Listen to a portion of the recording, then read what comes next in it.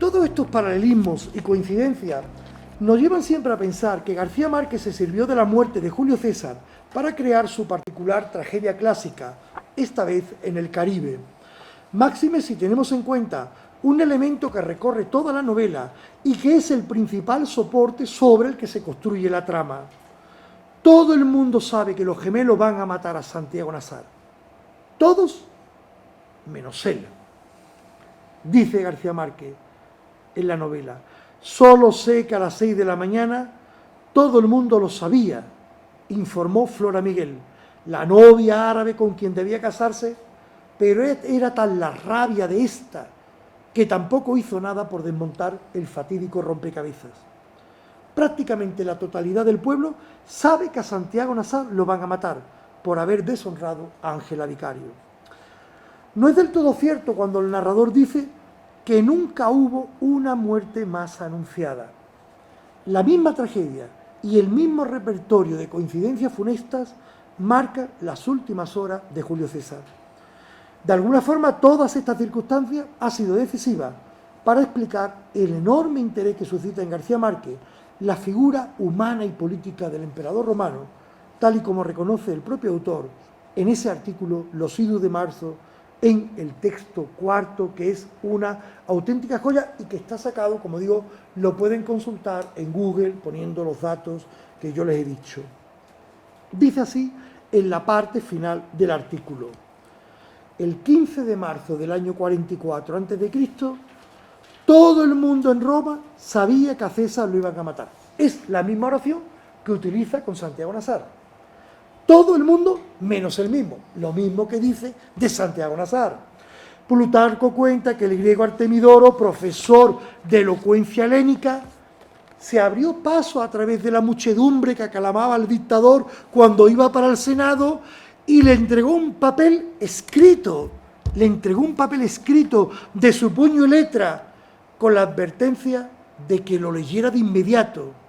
César solía entregar a sus secretarios los muchos papeles que le daban en la calle, pero aquel los retuvo en la mano izquierda para leerlo en la primera oportunidad. Allí estaban contados los pormenores de la conspiración y la forma en que César sería asesinado. Pero él no lo leyó nunca, pues un instante después entró en el Senado y fue muerto de 23 puñaladas. Le dieron el papel: léelo, César, y él no llega a leerlo y muere en la escalinata que da frente a la estatua de Pompeyo. El texto de Plutarco al que se refiere, ese mismo papel que no llega a leer Julio César, vuelve a aparecer en Crónica de una muerte anunciada. Alguien, texto número 6, alguien que nunca fue identificado, había metido por debajo de la puerta un papel dentro de un sobre en el cual le avisaban a Santiago Nazar que lo estaban esperando para matarlo. Y le revelaban además el lugar y los motivos y otros detalles muy precisos de la confabulación. El mensaje estaba en el suelo cuando Santiago Nazar salió de su casa, pero él no lo vio, ni lo vio Divina Flor, ni lo vio nadie hasta mucho después de que el crimen fue consumado. Tampoco Cristo Bedoya se fijó en el papel que había en el suelo. Quien sí lo vio fue Plácido Alinero, pero no pensó en recogerlo y solo se enteró de lo que decía en la madre, cuando alguien se lo mostró más tarde en la confusión de la tragedia. Todos los datos, creo yo, apuntados hasta el momento, demuestran que el paralelismo existente entre ambas muertes obedece a un plan perfectamente ejecutado de reescribir la historia, el asesinato de Julio César, utilizando el molde nuevo de la cultura caribeña. Una vez visto el personaje histórico que está detrás de la novela, queda por resolver un problema fundamental. ¿Por qué fue Santiago Nazar la víctima y el protagonista de la tragedia? La respuesta la encontramos nuevamente en un modelo, esta vez no histórico, sino mítico. La muerte de Santiago Nazar recrea el arquetipo mítico del extranjero ajusticiado. De forma unánime, La crítica ha señalado que la narrativa de García Márquez se mueve entre el mito y la historia. Incluso aquellas obras que supuestamente se alejan del realismo mágico poseen un importante componente mítico. Tal es el caso de La mala hora, El coronel no tiene quien le escriba o El general y su laberinto. También es preciso incluir Crónica de una muerte anunciada en este repertorio. Escrita con una prosa directa y un estilo realista, la novela esconde numerosos arquetipos y símbolos que ya han aparecido en obras anteriores. Recordemos que el asesinato se produce una noche de luna llena. La luna estaba en el centro, dice el narrador.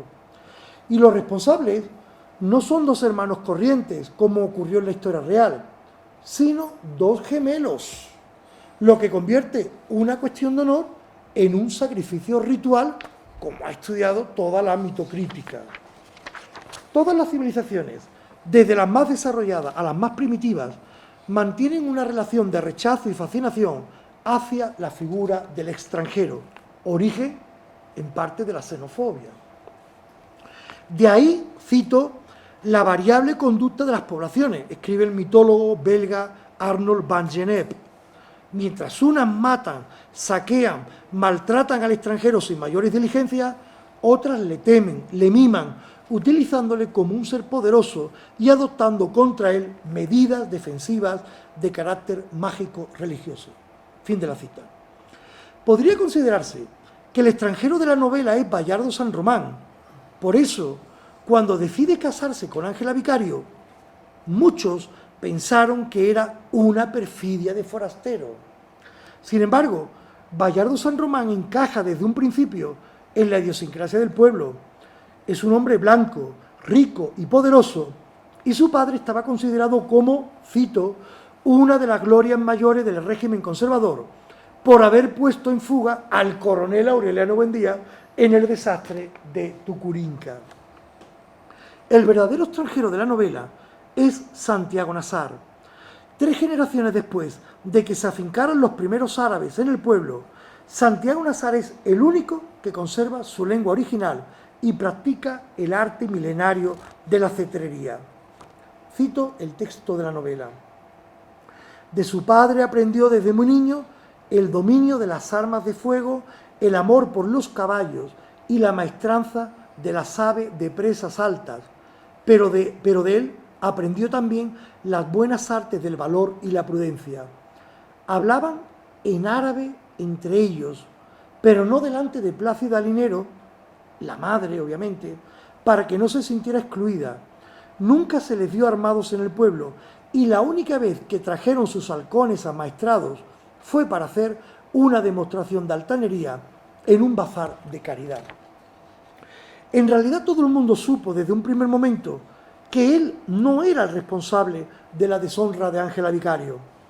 Nadie comprendió tampoco por qué la esposa abandonada lo señaló, cito, entre los tantos y tantos nombres confundibles de este mundo y del otro, y lo dejó clavado en la pared con su dedo certero como a una mariposa sin albedrío, cuya sentencia estaba escrita desde siempre. Una vez ocurrida la tragedia, Ángela Vicario contó a todo el que quiso oírla su versión de los hechos, aunque nadie creyó que en realidad hubiera sido Santiago Nasar. Como recoge el narrador, la versión, cito, la versión más corriente, tal vez por ser la más perversa, era que Ángela Vicario estaba protegiendo a alguien a quien de veras amaba y había escogido el nombre de Santiago Nasar porque nunca pensó que sus hermanos se atrevieran contra él. Don Rogelio de la Flor, el marido de Clotilde Armenta, piensa lo mismo. No seas pendeja, le dijo. Esos no matan a nadie, y menos a un rico. Lo que olvida don Rogelio es que Santiago Nasar no es solo rico, sino también árabe, y pertenece a un grupo racial diferente con una idiosincrasia propia, representada, codificada en Santiago Nasar, que es quien sigue practicando el arte milenario de la cetrería y quien sigue hablando árabe en la intimidad. Una vez consumado el crimen, tanto los gemelos como las autoridades locales temen una represalia de este colectivo. Cuando se sintieron a salvo de los árabes, en el calabozo del pueblo, Pablo Vicario sucumbió a una colerina pestilente. Los dos hermanos coinciden en la misma superstición. Cito: no podíamos quitarnos la idea de que eran vainas de los turcos, a causa, me encanta esa expresión, ¿no? A causa de algún maleficio o de algún veneno oculto. Esta tensión interracial está presente antes de la tragedia. Uno de los vecinos, Polo Carrillo, avisado de lo que va a ocurrir, piensa que su plata lo hacía intocable. Fausta López, su mujer, comentó: como todos los turcos. El único personaje que de verdad intenta impedir el asesinato es Yamil Shayum, cito, uno de los últimos árabes que llegaron con Ibrahim Nazar. Fue su socio de barajas hasta la muerte y seguía siendo el consejero hereditario de su familia. Tampoco él puede hacer nada por desviar el curso del destino y Santiago Nazar muere de forma trágica y absurda.